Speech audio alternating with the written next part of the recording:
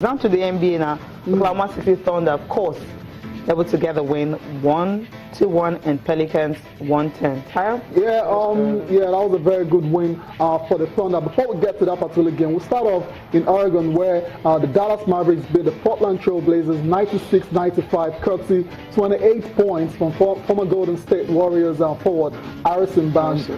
Good news, Al-Farouq Aminu has returned from a back injury. He played 30 minutes at 5 points and 6 rebounds. Hopefully he can stay fit from now on. Austin, the season help the Blazers. Okay. Yeah, I mean the season has been it's not been a very good one for Al-Farouq Aminu. A lot of injuries back and stuff like that. Hopefully he's totally overcome that now and can stay on court for a long time to come. In other games, we have the Houston Rockets, defeating the Phoenix Suns 125-111. Okay, 111 and down. James Harden had 27 points and 14 assists in that particular victory. Cecilia talked about the Oklahoma City Thunder winning their own game against the New Orleans Pelicans 121-110. Russell Westbrook was on fire again. 2 points, 10 rebounds, 7 assists. Okay, awesome. Incredible performance from Russell Westbrook. He's carrying that team. At least they got to win. Exactly. So good one for the OKC Thunder.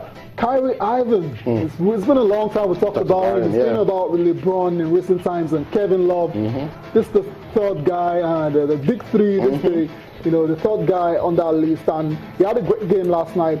31 points and a career high 13 assists. Wow. To help the Cavs win their own game against the Milwaukee Bucks. 113-102. Let's not forget about LeBron as well. So he had a good game. He had 29 points. And 9 rebounds.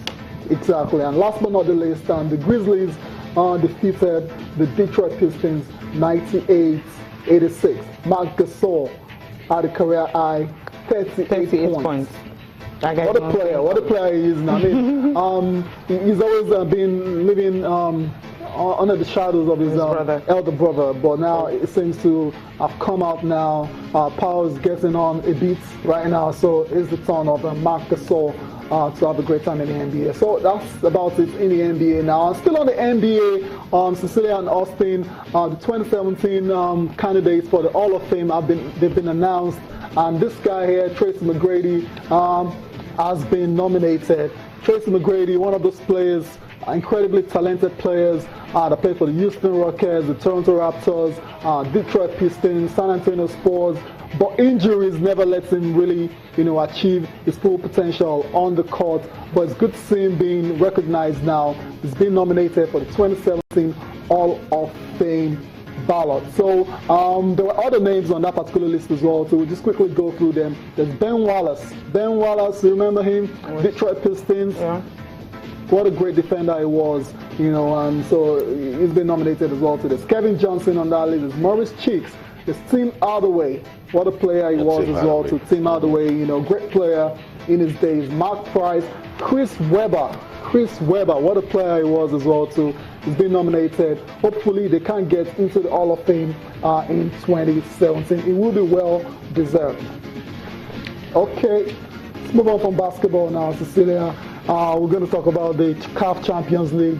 Sisi says it doesn't look like tough opposition for Nigerian teams. I don't agree. I think they're really, really tough ones. Nigerian sides, JSR, Nigerian games. I'm talking about Enugu Rangers. When you're Nigerian champions, when you play 38 games week in, week out, you play weekdays, you travel on the road, and you get to play 12 games, and you're facing a side, it's tough, but not like a very, very tough opposition anyway. At least you're not playing some stubborn Egyptian side. I don't know what Cecilia is talking about. When you're meeting teams like this in the preliminary round. That's right. To go into the first round. Yes, Bamako has good experience on the continent, and they're going against Rivers United. Has little or no experience on the continent. We know how anybody used to struggle, even with the experience they have on the continent. It tells you that right there, it's a tale of two legs that are very strong. Remember what happened to Aqua United? Even when they thought that they were fine from the first leg, they still lost it at home. That's why we say this is a particular with JS Farah. They have a lot of experience too on the continent. Yeah, that's why I said side. You have to be you can never underestimate them. They might not be just the Bill or the popular side from Algeria, but they're still a very good side. And Rangers have their work cut out in this particular tie, and they have to be ready for it. Obviously, it helps that they're playing the first leg away from home, and they come back and play the second leg at the Nnamdi Azikiwe Stadium. That's going to be sometime in February, and that might give them an advantage, a bit of edge over JS Saoura. But for me, it's going to be very tough. The game between AS Bamako of Mali and Rivers United, that one as well will be very, very difficult. The Malian side, I mean, I grew up hearing about AS Bamako, right? So Rivers United surely won't find it easy against that opposition. And I don't want to start looking too far ahead, but the situation, the reality is if Rangers and Rivers United go on into the next round, they're likely to meet very tough opposition as well too. For Rangers, they will meet Zamalek if they go through to the first round. That's where the top one starts from. Okay, that's for you. Yeah, that's for me. I think from the prelims, it's a tough one for Rangers. And for Rivers United, slightly a bit not as difficult as meeting Zamalek, because if they go through against Bamako, there's Elmerek, and there's the Sonny Ella Nguema of Equatorial Guinea. So that's not as difficult on paper as meeting Zamalek, but in all, it will be very difficult. Tricky ties for the Nigerian representatives. Tricky ties in the first leg of the first round preliminary matches in the CAF Champions League will be played from February the 10th, 11th, and the 12th, and the second leg will be played from February the 17th, 18th. And the Confederation Cup, Wiki Tourists up against the Sierra Leone side, RSLAF.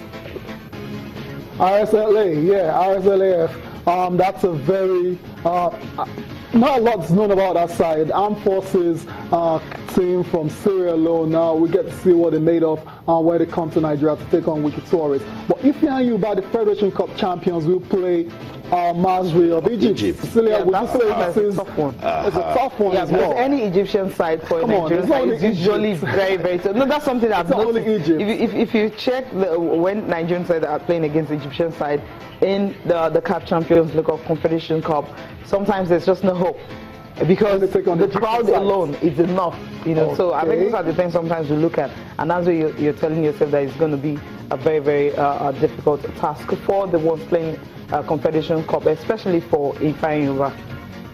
For me, Tayo, when the draw was made, I was like, oh, this is a Sierra Leonean team.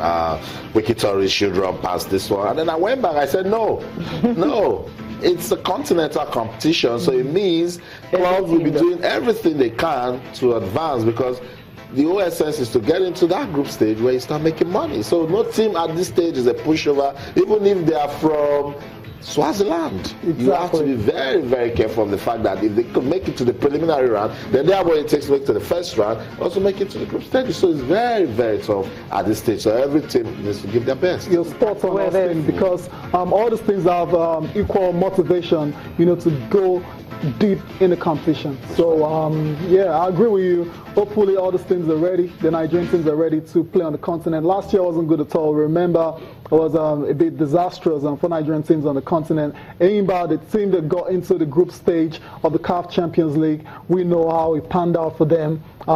They didn't do too well at all. Didn't get into the semi-final. So this time around, we're hoping for a lot more better performance from the Nigerian sides